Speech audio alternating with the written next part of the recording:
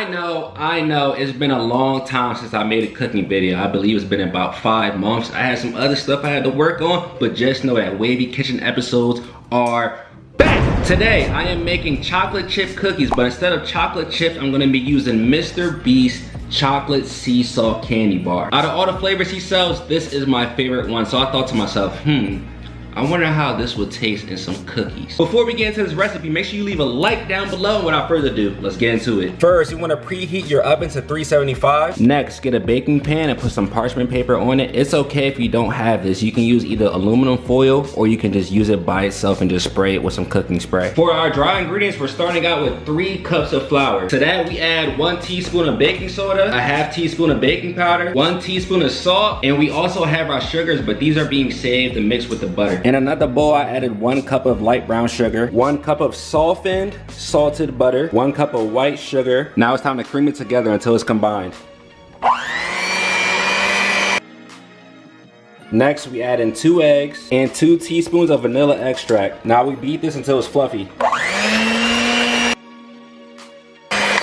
Alright, that's good. Now it's time to mix in the dry ingredients from earlier. I'm not gonna do it all at once because I want it to mix thoroughly.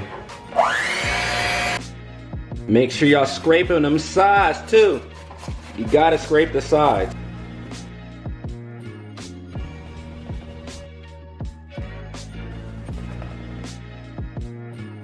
I think I'm done with the mixer. I just want to do it with my hands now, honestly. This part is complete. Now it's time to cut up the chocolate. I'm gonna be using 6 of the MrBeast chocolate sea salt candy bars. Honestly, there's no point of doing perfect squares for this whole thing. I might as well have some big chunks, some little chunks, and things of that nature, you feel me? Done. A lot of y'all probably thinking, Vlad, that's a lot of chocolate. Well, I'm a chocolate lover, so don't judge me. Now it's time to mix this with our dough. Let's put the chocolate in there and mix that joint. Honestly, I should use my hands, but it's like, I don't feel like washing them again, so I'm just trying to do it with the spatula, and it's not working currently. All right, bro, I have to use my hands. So what I'm about to do is I'm gonna put this in the fridge for about 10 minutes, clean up the kitchen real quick. Then after that, I'll start scooping it onto the pan and putting it in the oven. See y'all soon. A few moments later. Yo, I just thought of the craziest idea. Instead of making multiple cookies, I think I'm gonna just make 1 giant cookie. All right, let's see how I do this. So it's nice and cool now. I'ma just, you feel me?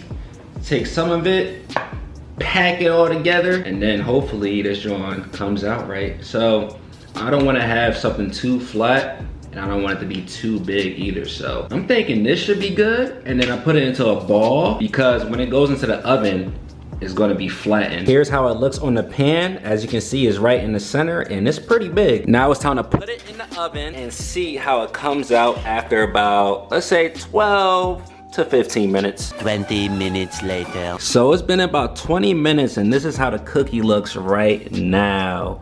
That joint is golden brown. I know it looks dark on the camera, but if I pull it out, it'll be way lighter. Eventually. Now it's time to pull this out. Time for the toothpick test. Let's see how it looks in the inside. Oh, that joint is actually pretty smooth. No dough popping up either.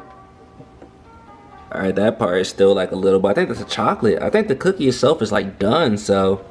Yeah, it's time to take this out. Yeah, it's done. I hope the bottom isn't burnt though. If you're wondering what these brown spots are, I actually sprayed the parchment paper before I put the cookie on there. So since it's still hot, I'm gonna let it cool down first and then I'm gonna try to remove it from the baking pan. Later. All right, it's time for the moment of truth. So this is the top and this is the bottom. So yes, I did burn some of it, sadly. I'm guessing this is the chocolate right here that burnt.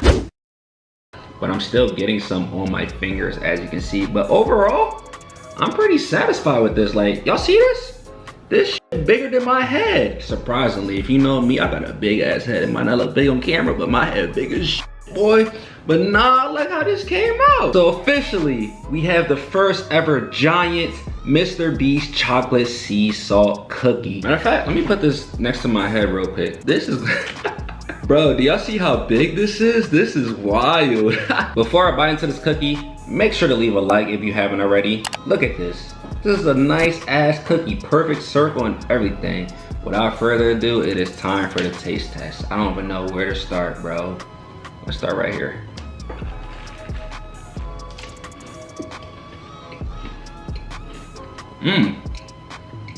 That's actually pretty fire. The best part is, the inside is actually like cooked all the way. It's not focusing. Like it's not mushy at all or anything. Like it actually cooked through, so I'm satisfied about that.